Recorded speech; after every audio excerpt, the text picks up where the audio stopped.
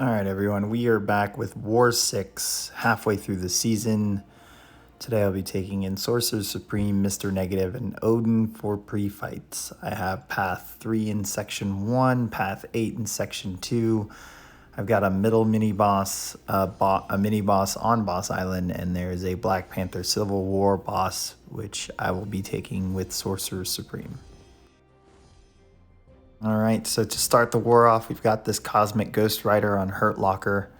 On top of that, he's got a node buff where after every special attack, he'll gain an armor up. So Sorcerer Supreme can be a great counter here because she has the slow. So I'm going through the same routine that I do with most unstoppable armor matchups using her, where I start with a PS1, I place the pre-fight for an equity, and I start with the SP1 to nullify buffs, get the slow, and then quickly get to SP3, and then wait for an equity to pop up again to drop the SP3. Now you're going to see some additional pre-fights and buffs. That is all the Odin buffs. That's so that I can take the Rich Get Richer with Sorcerer Supreme on Path 8. But they do not matter really for this fight at all. The other thing I'm going to have to pay attention to on top of that game plan that I just spit out at you is that this node does have hurt lockers. So after every special attack, I'm reminding myself which one I just used so that I do not, and I repeat, I do not throw the same one, which can be tough. And you'll see there's one or two parries or blocked hits that I just completely miss, which kind of gives me a great feeling about this war. But we managed to get to SP3 in an equity. This is not a heal block node, so maybe with all the special attacks we'll be throwing, we'll be able to heal back some of this damage. Just depends on how constant we're throwing special attacks. So now we've got the permanent slow rune. Now we're pretty confident that after every special attack, we're going to have a slow debuff that gets placed. There's an SP2, so I'm telling myself SP2, SP2. The one thing that I would have to look out here with this node is throwing back-to-back SP3s. So because of Mystic Dispersion and boosts, there's a very good chance that I could get pushed to SP3. So I have to take every opportunity to throw SP1 or SP2 in this fight, making sure that SP3 is not, and there's the last blocked hit, making sure that SP3 is not the last special attack that I threw. So I think through this, we do a pretty good job of alternating between 1 and 2. So it's not a big deal. Ends up being a pretty smooth fight aside from the missed blocked hits. And this SP2 should finish the job.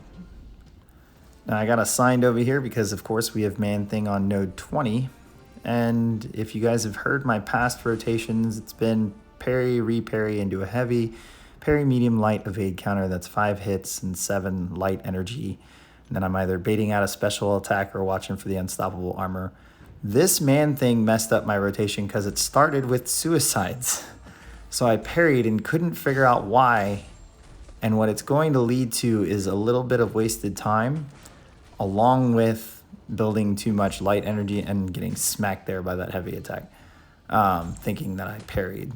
So it threw me off, and where it really gets me is that I'm not paying attention to my power here. I'm paying attention to the timers, making sure that this SP2 that I plan on throwing doesn't work out, and good thing I watched, there's an unstoppable, and it pushed me to SP3. So unfortunately, I got to SP3 here where I didn't want to. Now, this dark energy with this SP3 and boosted is going to do significant damage. Significant. It's going to tick for 21k, I believe, each tick, and that's for 4, or close to 21. Yeah, it's about 21. So, to be honest, if it wasn't for that big SP3 dark damage, I probably would have died here. But right now, I'm very quickly trying to rush to SP2 with over 10 dark energy, and as you can see, I'm making mistakes like trying to evade counter while he has 1 bar of power. But at this point, the fight has kind of come off the rails and I'm not paying attention to strike counter. I'm just focused on getting to SP2 and hoping that I can finish the fight without dying. So I see the unstoppable there, decided not to throw the SP2, finally threw it there, and we managed to save the fight. So Sloppy Man-Thing fight. Was not expecting the suicides. Moved on. Luckily, boost will fall off before I have to heal Mr. Negative and use him again. We have Annihilus here on Mixmaster. Same kind of game plan. PS1, try and get that slow. But what you are going to see is that I did not place the Inequity pre-fight. So we're not going to get the slow super early. What we are going to benefit from is nullifying the Rod and the Fury buffs. So it is actually going to push us to SP3 faster. So medium light, there's the SP1. This will get us to SP3 a little bit quicker. Watching the timer, making sure that unstoppable timer doesn't come. Failed at dodging SP1, so I just decide I'm going to block it. I don't see a slow, so I decide to wait. And luckily we're at SP3 here while Inequity hit. So different tactic to start, but we managed to get back into the groove of it. And that did quite a bit of damage. I'm assuming it was the armor breaks. So now we've banked a slow rune. Now we're guaranteed to have slow up. And now it's just time to assault him with special attacks. I said earlier I'm going to be blocking those. So there was a block. SB1, not even going to deal with it. Waited for him to dash in to use this SB2. There is a white Magneto pre-fight on this node. Placed on this node, so it's going to make our parries guaranteed as long as he's not unstoppable from the global. Another block. And then intercepting him here with the SB2, down he goes. So, good fight. Moving on, Hulkbuster here. Using that same PS1. Gonna heal up Sorcerer Supreme just a little bit. And then we're going to go into this one the same way. We're going to make sure he's not unstoppable at the start. Again, we didn't place Inequity here. If I'm being honest, I forgot. But it works out fine. Just means I have to be a little bit more careful at the start. Good thing we have the Odin with the heal block and the shock. There could be significant damage from that. We got to SB3 with Inequity, so now the game plan is just to straight hit him with special attacks and bait out his SB1. Because of his armor break and the shock, most likely he's going to keep his passive Fury buff the entire fight. So AI tried to be a little cheeky there and just throw SB1. But this is all the fight is, so I'm actually glad I came here with Sorcerer Supreme. We were thinking maybe Magneto might work too. He probably does, but this is a little bit... And then we have that whiff. I don't know if you guys have that happen with Herc in SB1, but that kind of freaked me out a little bit. But we're good. Some SB2s.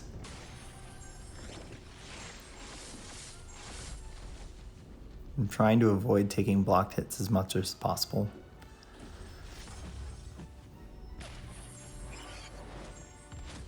But yeah, just going down nice and smooth. You always have a special attack to throw. So SB1 is easy to dodge. You just got to make sure you set yourself up to dodge it.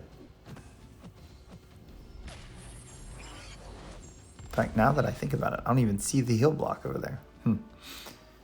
Anyways, he's down. Okay, so these fights are the next day. I decided to 6-hour boost just because I didn't know my time frame of taking all 4 of my last fights. But here, Venom is the reason we had the Odin pre-fights. Hopefully we can either be level with him or beating his number of unique buffs for the rich get richer. Here, I did remember to place the Inequity pre-fight. I am going to end up PS1ing, and same game plan as the rest is SP1 attack until we get to SP3 and then wait for the right blessing to drop SP3.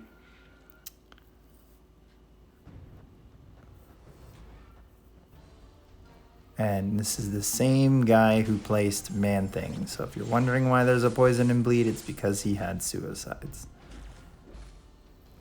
I'm not sure if it was intentional. If it was, good job to them for making me work on Man-Thing, basically ruining my rhythm. Managed to parry there so that we can get into the right blessing early.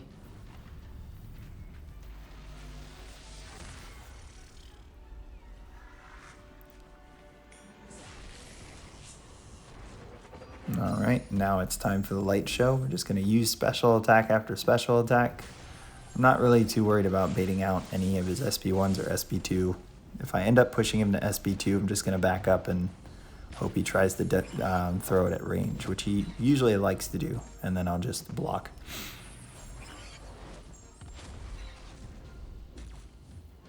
And then missed that parry there, but he threw a heavy, so this SB3 will end it.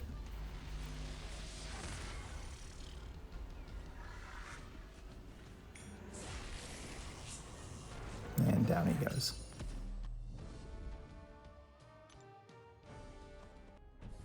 All right, Mojo here on 47. You guys have seen me take a bunch. I'm going to take it with an invulnerability boost. We are going to parry and combo to push him back, ending with a light attack so that we can create enough recovery to dodge and dex SB1 if he decides to throw it. So parry, ending with a medium. Parry again, ending with a medium. Trying to get this SB1 out. Gonna hit the block a little bit so that we can make room. Doesn't really want to throw it. I don't care that I push him to SB2 here. We're gonna go ahead and dex the whole thing. That kind of put us at 9 light energy, so we're a little ahead of the game when it comes to the dark energy we need to build. Now I'm not too concerned about triggering dex during his SP1, so it's more about just getting to our SP2 while he doesn't have much power. So there's the SP1, we're just gonna combo. He's not really wanting to throw this next one, even wants the heavy attack. So we're gonna combo into his block. I'm glad we made a prompt fail there too, so now he's only at 2. I'm gonna wait out this indestructible, gonna block evade counter into SP2, and then we're gonna hold block and just let him melt while he loses power. Down he goes. So one of the cleaner Mojo fights that I've had.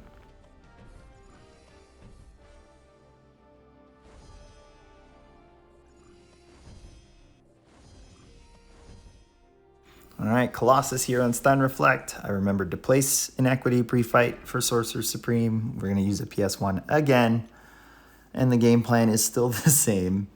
SB1 at the start, utilize the buffs and her passive power gain to build to SP3, and then hold SP3 until we're in the right blessing, and then drop SP3, and then from then on, it's just a special attack barrage from Sorcerer Supreme while we make sure not to parry, and while we make sure not to eat any attacks like an SP2 or an SP1.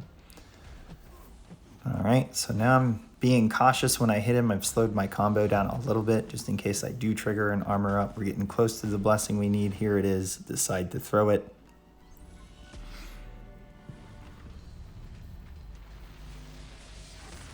And this video is getting pretty long, so is this war.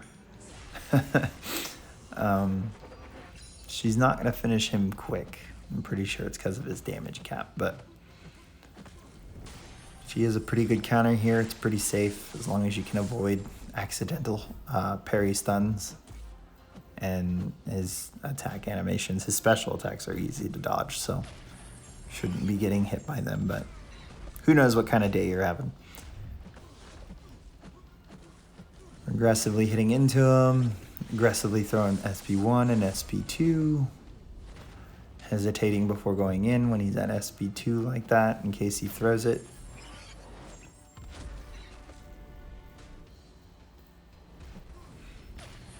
It's unfortunate we can't armor break him. Probably definitely make this fight a little bit faster. When I finish a full 5-hit combo into him, I already have my finger down to block. You guys have probably seen that or heard that mentioned in my last war videos anytime I take Stun Reflect. So that So it may look like I'm blocking at the perfect time to parry, but I've already got the block activated before he decides to attack. So it's a good trick or good tool to have in your tool belt if you want to practice it before ever taking stun reflect minis or nodes. But this is pretty much the fight. There's nothing much more to say about it or to add to it. Should be one more special attack after this one, or I combo him out.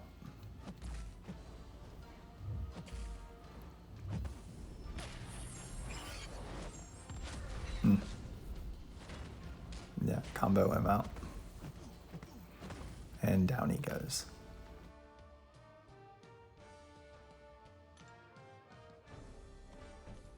Alright, so Black Panther took the third war of the season. It was a cleaner Sorcerer Supreme fight than my Scroll one, because I had a better grasp on what I should have been doing.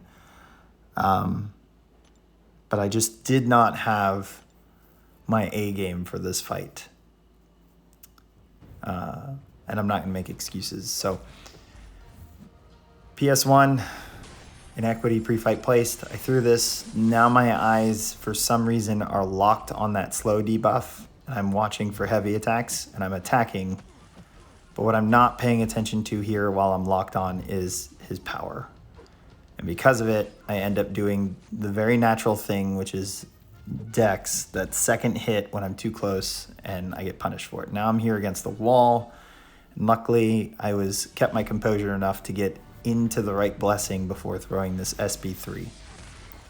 Part of me wanted to throw it earlier, and I said just wait. So this is something that's going to help save the fight if I can. So bad start, time to actually play for real. Now we don't have to pay attention to the slow debuff because I should have one on at all times. Now we just have to make sure that we keep our distance, we're spacing correctly, so that we don't get caught by another SB1, which will likely be the end. So you see there, I got hit in my block and I just didn't feel comfortable retaliating. Because my health is at 50%, I'm not taking as many blocked hits as I feel like I probably should, even though she'd regen from it. I just felt like special attacking him to death, and what I should be doing, what I'll probably do in the future, is make sure that there's at least an attack thrown in lands, or he throws a heavy attack before I decide to throw those special attacks. And you're gonna see why pretty soon. So eating that SB1 was one mistake. There are a few decks back and throw special attacks here that I'm actually not too fond of. Been playing Herp too much in AQ. There I knew I wasn't, and there I was trying to throw SB2 and I missed the button. So we got pushed to SB3. So there's a second mistake. Not a big deal. This just makes the fight take longer. This is going to take a chunk off. But it's not how I wanted the fight to go. All right, I'm trying to bait out this SB1. Throw this next special attack. I believe it's this next attack. I wait, I go in. Oh no, it's the next one. There's one more. So here, I go in and I canceled my own attack. So I'm a little nervous, but he didn't retaliate. So I'm okay with it. So I do this, and now I throw the special attack. Now what I was hoping was gonna happen, I'm waiting for him to come in and then throw this SB2, and he went back. So I threw two SB2s into his block, and this one hurt the most. And I missed the solo by 3%. Super frustrating. It was not on my A game. I was not playing how I would like to play this fight. I mean, it either looks rushed or that I was not comfortable in his space, but super frustrating way to end a deathless season. Anyways, we go back in, go with the simple cleanup. We did have a ghost, but they would have probably had to boost. Plus, even though he's duped, we didn't want the risk of the AI being passive and losing another attack bonus. Why? Because the score was 9-7. before I died. And when I died, it was 9-8. So we go in and we clean them up. Super frustrating. Super not happy with myself. RBG actually ended up losing to theirs. We died 3 times to their 1. So it was not a very good look for RBG. However, we ended up winning this war 9-8. So I was the last death. Normally I clutch it out better than that. I'm just happy we won, even though I died. But yeah, that was the end of that war, halfway through the season. Hope you guys enjoyed the video. Go ahead and hit subscribe, like, follow, and share, and I will catch you guys at the next war.